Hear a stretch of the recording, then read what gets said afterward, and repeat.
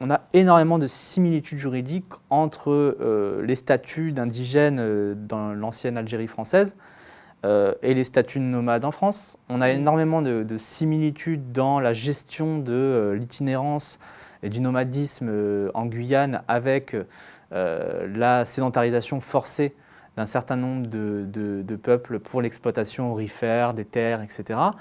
Et ce qu'on a fait en France, c'est-à-dire qu'il y a vraiment un partage d'expérience. Et je dirais que le publiciste, donc le juriste qui travaille le droit public en France, est vraiment un spécialiste là-dedans. Voilà. Et ça se ressent dans le droit. C'est-à-dire qu'on a toujours été spécialiste pour saisir des minorités, saisir des races, voilà.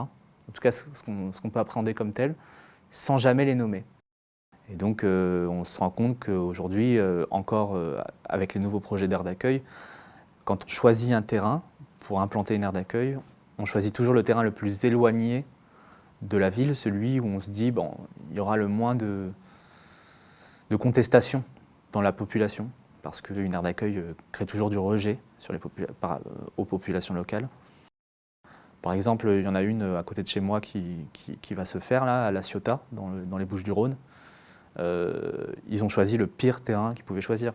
Ils ont pris un terrain sous l'autoroute, donc on a les véhicules qui passent au-dessus des caravanes, dans une ancienne décharge, avec des falaises qui s'effondrent, des coûts de viabilisation énormes, dans une zone du parc national des Calanques, Natura 2000, où il va falloir abattre 7000 m² d'espace boisé. Donc on voit aussi que la relégation et la question écologique, parfois on sacrifie aussi des espaces naturels pour reléguer en fait. Voilà.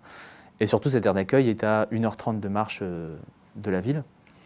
Et le coût du projet pour 25 places d'aire d'accueil est estimé à 6 millions d'euros. Pour 25 places. Pour 25 places.